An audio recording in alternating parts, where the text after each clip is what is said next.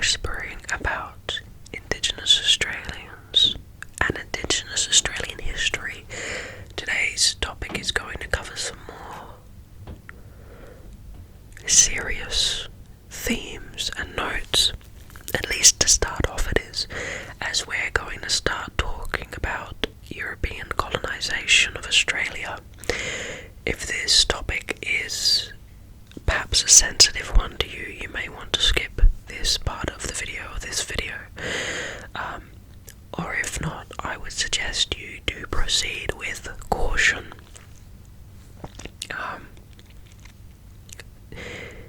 These are referred to sometimes as the sad times,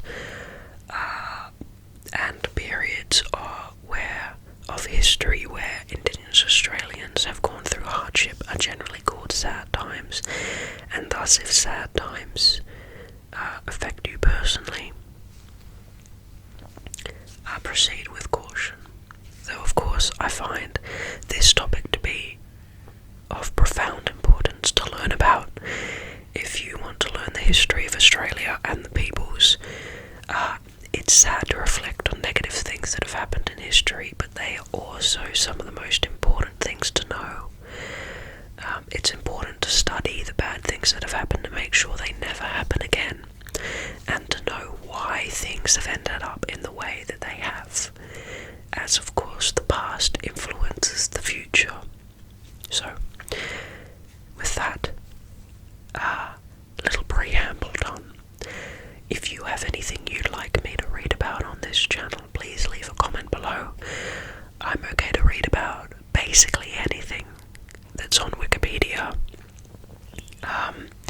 I'm fascinated in everything, though of course I try to keep as open a mind as possible, and remember that not everything you read on Wikipedia is straight fact.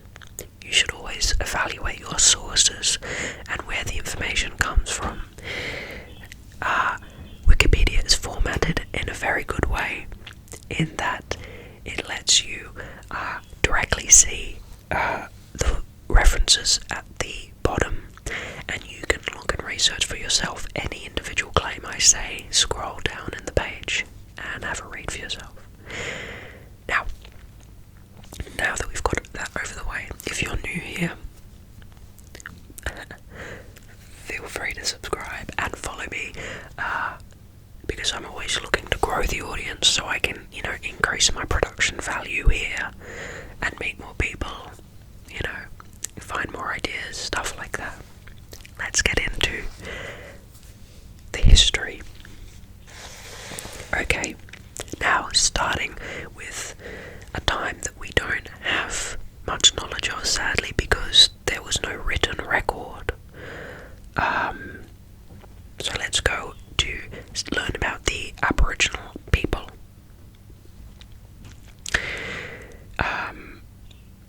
There are some big differences in prehistory between some different groups. I'd just like to say that, there's a misconception that all Indigenous Australians were hunter-gatherers. It's definitely not true.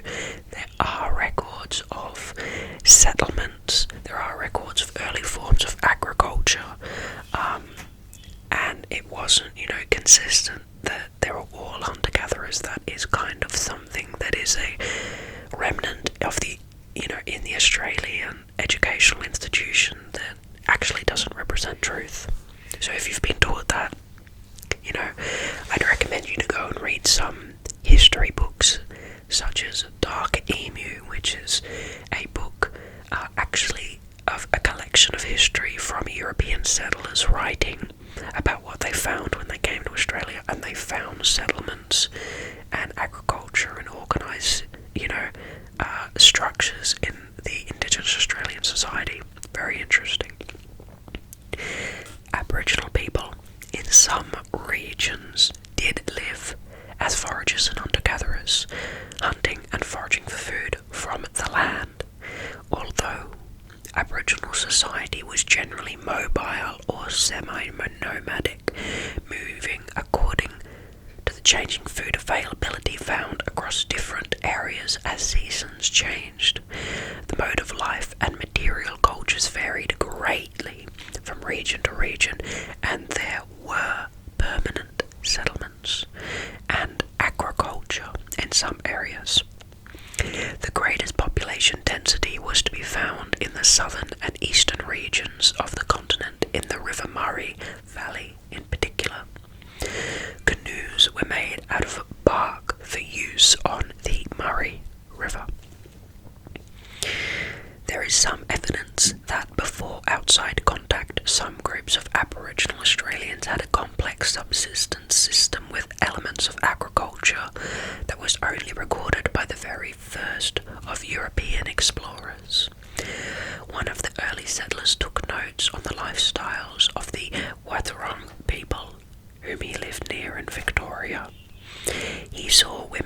harvesting Marnong tubers, a native yam that is now almost extinct. Interesting. However, the area that they were harvesting from was already cleared of other plants, making it easier to harvest Marnong, also known as yam daisy, exclusively. Interesting. Along the northern coast of Australia, parsnip yams were harvested by leaving the bottom part of the yam still stuck in the ground so that it would grow again in the same spot. Similar to many other farmers in the world, Aboriginal peoples use slash and burn techniques to enrich the nutrients of their soil. The slash and burn techniques and fire farming are actually the earliest records of farming in the world found in Australia, which is interesting. However, sheep and cattle later brought over by Europeans would ruin this soil by trampling on it. And I don't know how much the average person knows about soil, but the more you compact soil, usually the less opportunities for plants growing and stuff that there is, and it kind of hurts the organic matter of the soil. Anyway, to add on the complexity of Aboriginal farming techniques, natives deliberately exchanged seeds to begin growing plants where they did not naturally occur. In fact, there were so many examples of the Aboriginal Australians managing farmland in a complex manner that Australian anthropologist Dr. Norman Tyndale was able to draw an Aboriginal grain belt detailing the specific areas where crops were once produced. In terms of aqua culture, explorer Thomas Mitchell noted that large stonefish traps on the Darling River at Brewarrina. Each trap covers a pool, herding fish through a small entrance that would later be shut. Traps were created at different heights to accommodate different water levels during flooding and droughts. Very, very interesting stuff. Technology used by Indigenous Australian societies before European contact, including weapons, tools, shelters, watercraft, and the message stick. Weapons included boomerangs. They are weapons, they're not just like a toy. They can kill you. Spears, sometimes thrown with a woomera, which is a really cool invention in Australia. It's like a sheath that you have your spear in and you throw it, and it slings your spear really hard, really far, and really fast, and it's way more efficient than throwing a spear by hand, and it is exceedingly intimidating to see it. The same as hunting with a boomerang. If you've ever seen videos of hunting with a boomerang, it's just terrifying. You would not want to be attacked by someone who is trained with a boomerang, as they do have the ability to crush your skull very easily. Of course, they used stone and fishbone tips, clubs, and less commonly axes, the classic things as well. The Stone Age tools available included knives with ground edges, grinding devices, and eating containers.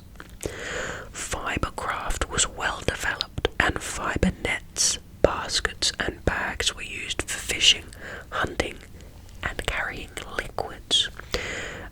Trade networks spanned the continent, and transportation included canoes.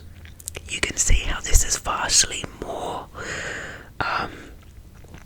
advanced than the typical hunter-gatherer view that is kind of perpetrated about Indigenous Australians. I think it's possibly to do with the history of racism that the country has, and that most countries have towards their Indigenous inhabitants before European colonization. There was kind of a, view that the colonizers were superior and better than, and so to dehumanize and destroy the history history and complexity of the society was part of the kind of racist agenda. But, I'm glad to be reading this and getting this stuff out there to help educate people if you didn't know any of this. Okay. Shelters varied regionally and included wheelchairs in the Atherton Tablelands, which are some beautiful places. I love the Atherton Tablelands. Paper bark and stringy bark sheets and raised platforms in Arnhem Land.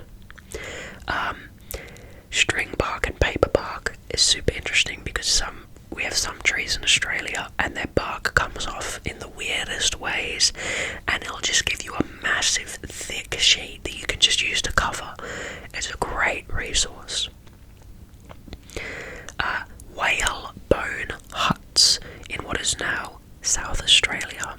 We also have stone shelters in what is now Western Victoria, and a multi-room pole and bark structure found in Coranderrk.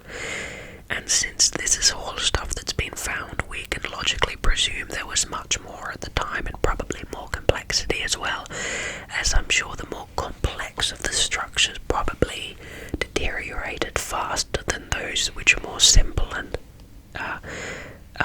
sturdy, perhaps. A bark tent or lean-to is known as a humpy. That's the most well-known name, I think.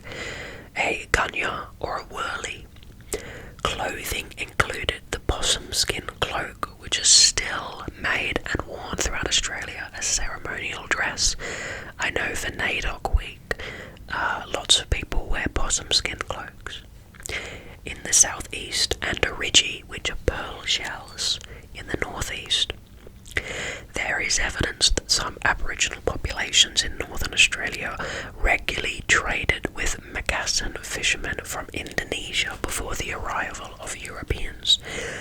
You have to remember, Europeans weren't the first people to come to Australia to trade with Indigenous Australians or to even live here. After the Indigenous peoples arrived, similar to America. At the time of the first European contact, it is generally estimated that pre-1788 populations were maybe 314,000, while recent archaeological finds suggest that a population of 500,000 to 750,000 could have been sustained, while some ecologists estimating that a population of up to 1 million or even 2 million people was possible. That's actually really significant at that period of history. That's a very large amount of people. Now it doesn't sound as much because of the numbers we're used to hearing about in modern society, but that's actually a really large amount for ancient history. Or for, semi-modern history, depending on what you classify the area of, European colonization and pre-colonization as. I know some people draw, if you have been thinking about this, one of the ways I draw the difference between modern and ancient history is around the medieval ages. If you go pre-medieval, when knights existed, I call that ancient, and then when post-knights existed is modern, and I call knights like a grey area. If that helps you, I've been using that. Anyway, sorry, I go on tangents. More recent work suggests Aboriginal populations exceeded 1.2 million 500 years ago, but may have fallen somewhat with the introduction of disease pathogens from Eurasia in the last 500 years. The population was split into 250 individual nations, many of which were in alliance with one another. And within each nation there existed separate, often related clans, from as few as 5 to 6 to as many of 30 to 40 people. Each nation had its own language, and a few had several. So you can see how these societies would have been extremely complicated to track. With, there being 250 nations, many clans within a nation, and then sometimes subgroups groups of clans even, are separated familially or via friendship, and sometimes at different periods of year. I know that different groups met up at different times and travelled and did walkabout at different destinations, so an extremely complicated and interesting early society. And as this did talk about, I'm not sure if this is going to go into it, but there was conflict in Australia before European colonisation. There were like agreements between groups not to fight, but there were occasional fights between Indigenous Australians, as there are anywhere. Okay, there is some evidence to suggest that the section of the Australian continent now occupied by Queensland was the single most densely populated area of pre-contact Australia. I thought before it said the Murray-Darling, but perhaps there's conflicting evidence, or perhaps this is new arriving evidence. There are also signs that the population density of Aboriginal Australia was comparatively higher in the northeastern sections of New South Wales and along the northern coast from the Gulf of Carpentaria and westward, including certain sections of the Northern Territory in Western Australia, which would probably make sense as Australia has a unique climate, and there will be more agricultural opportunities and opportunities for food and water within different environments.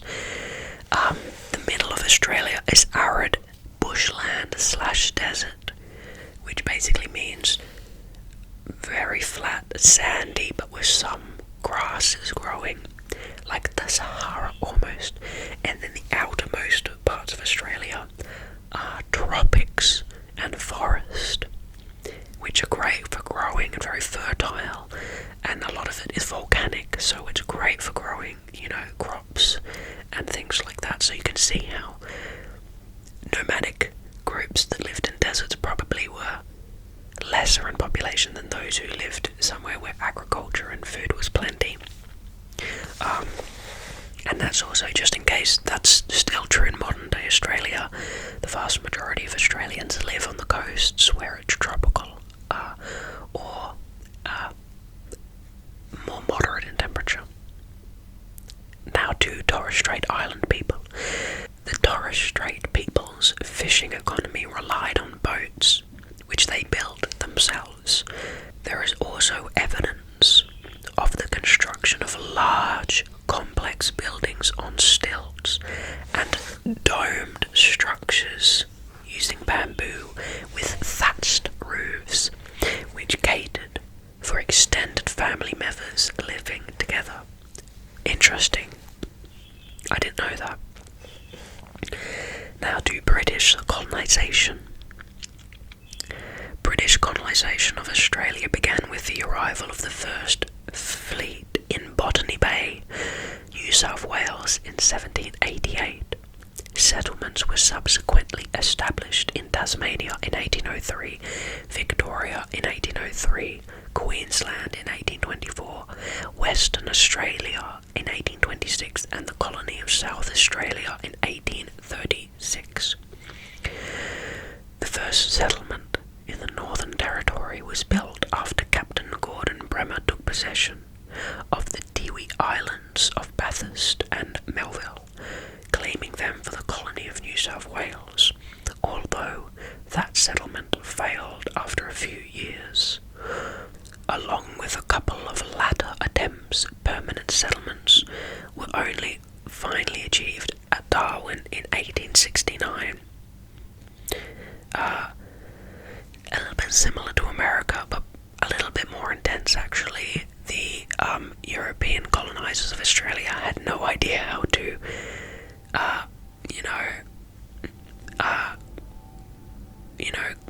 grow things in the kind of harsh Australian soil where they chose. Depending upon where you are, different things fare very differently in the soil. As I mentioned, places like the Atherton Tablelands, Queensland and rainforest areas have good volcanic soil, which are great. Whereas whereas areas like the middle of Australia or further down in New South Wales, we have very sandy, very clay, very hard soil, which can be a nightmare for growing things in. So you can understand how British, Europeans would have had a hard time growing crops or anything like that. Okay, Australia was the exception to British imperial colonisation practices in that no treaty was drawn up setting out terms of agreement between the settlers and native proprietors, as was the case in North America and New Zealand. So if you're American and you're used to the ideas of how the settlers kind of identified the indigenous peoples, we in Australia have a really horrible history with that, in that the colonisers of Australia did not identify the Indigenous Australians either as humans or people, and they declared the continent actually terra nullius, which means no one lived there, even though of course they upon arrival met the indigenous peoples. They did not count them. Australians, Indigenous Australians were not counted in a census of the people who lived in the country for ages and were not counted, as people. And so it's a really racist and tough history we have regarding that specific area, so it's very sad to reflect on. Anyway, many of the men of the First Fleet had military experience among Native American tribes in North America and tended to attribute to Aboriginal people alien and misleading systems or concepts like chiefship and tribe with which they'd become acquainted in the Northern Hemisphere. But, of course, that's not how it went in Australia. British administrative control began in Torres Strait Islands in 1862 with the appointment of John Jardine, police magistrate at Rockhampton, as government residence in the Torres Straits. He originally established a small settlement on Albany Island, but on the 1st of August 1864 he went to Somerset Island. English missionaries arrived on Erub, Darney Island, on the 1st of July 1871. In 1872, the boundary of Queensland was extended to include Thursday Island and some other islands in Torres Strait, with 60 miles, which is 97 kilometres, of the Queensland coast. And in 1879, Queensland annexed the other islands, which became part of the British colony of Queensland. So, a lot of interesting stuff there. Next episode we're going to go to the impact of European colonisation of Australia, where it kind of gets serious, where we talk about the arrival of sexually transmitted infections, all new pathogens, a lot of horrible things. So it's something important to learn about, and I hope that perhaps this doesn't upset you too much, but you're able to see the problems with it, and that you're able to still have an ASMR experience while learning about some problematic parts of history. So thank you so much for watching and joining me for this a little bit serious but also fascinating video. And I hope I'll see you in the next one. Thank you so much.